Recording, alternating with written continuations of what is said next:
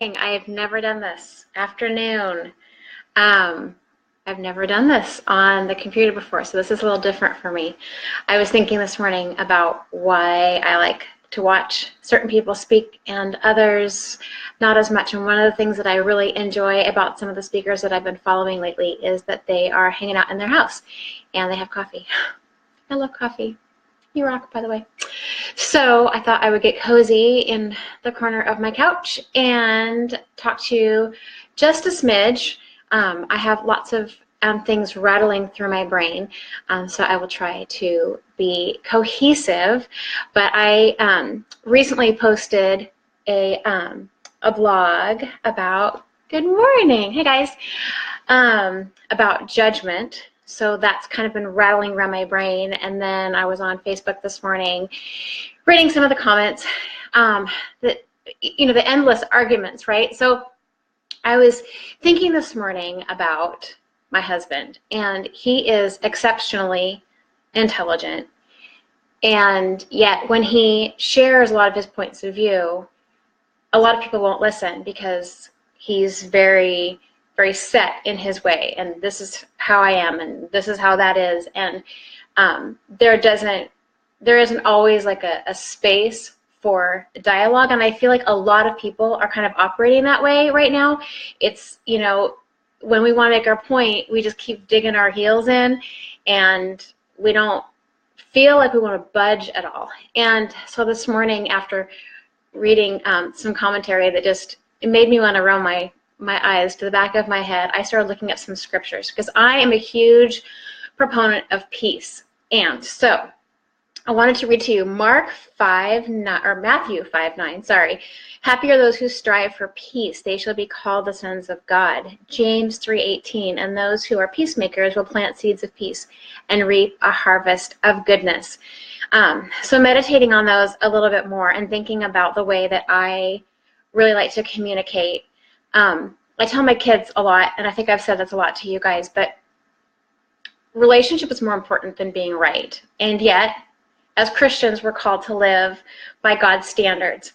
And so tying that back into what I was saying earlier about judgment, I feel like sometimes we forget as Christians what our job is. So Jesus told us, he showed us how to live.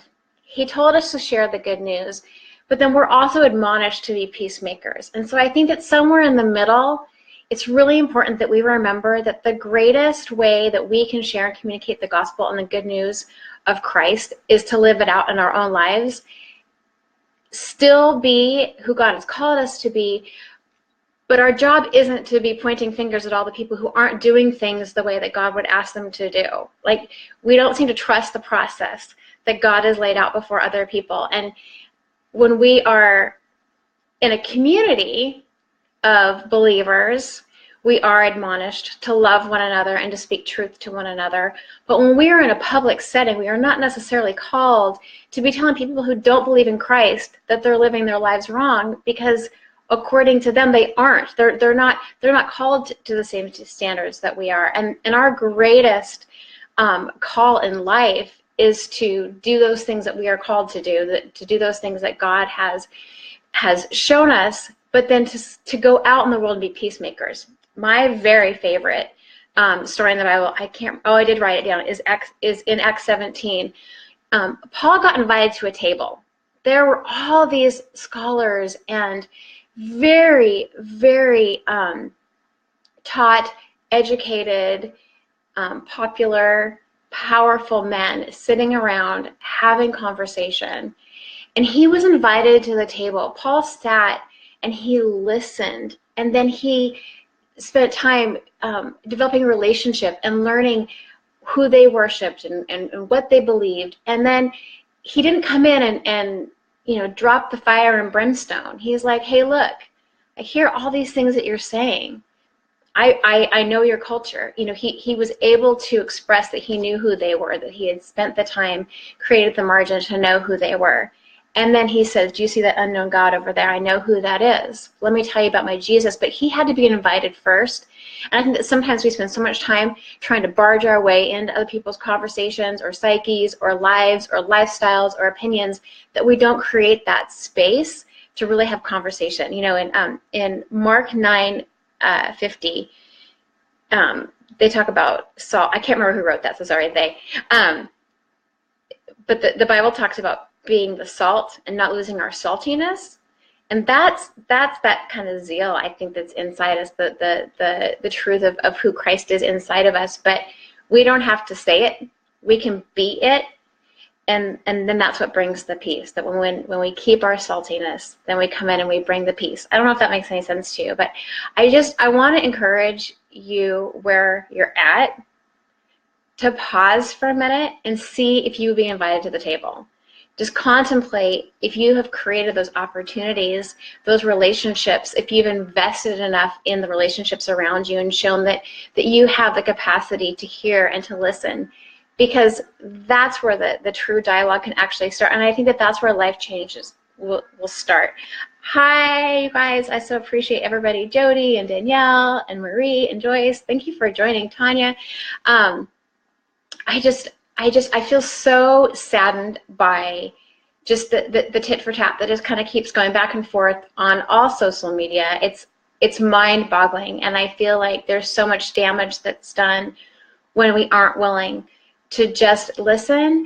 And remember, we will reap what we sow in all the spaces. And so if you are dogging on the president or dogging on your neighbor, or you have an attitude about this actor or whatever, whoever it is that you're speaking out against, even if nobody else were to see that, God sees that, and you are creating something around yourself. You're creating something around your atmosphere. And we are the greatest testimony to our children. Our children are going to grow up and they will operate the way that we operate, even if we think that we're doing things behind closed doors. Maybe they don't think, or we don't think that they can see what we're putting on Facebook or the conversations that we're having in the workplace. But the atmosphere that we are creating around us is super important. So don't forget to be salt. And by being salt, a lot of that has to do with being really connected with the Lord and who he's called you to be, and walking your truth, not your truth, I hate that, walking your journey, your personal journey out, but under the guidelines of God, and making sure that you are falling into his plan for you, and following his ways and knowing what his word says. And we will change the space around us, not by telling other people that they're wrong, but by walking in the truth of the Lord. Because when we get invited to the table, that is where we have the opportunity to really share, and that is when the life change can happen, and that is when other people can receive the good news of God. So love you guys. Thank you so much for listening. Thank you for letting me do something different this morning. You all rock. Ooh, everything's backwards on the computer. It's so fun. You guys, thank you so much for joining in. And if you have comments or questions or something that you want to talk about, I would love to actually start a dialogue, because sometimes I feel a little strange talking to myself. So if there's something that you want to dialogue or talk about, let me know. And you guys have a blessed day. Bye.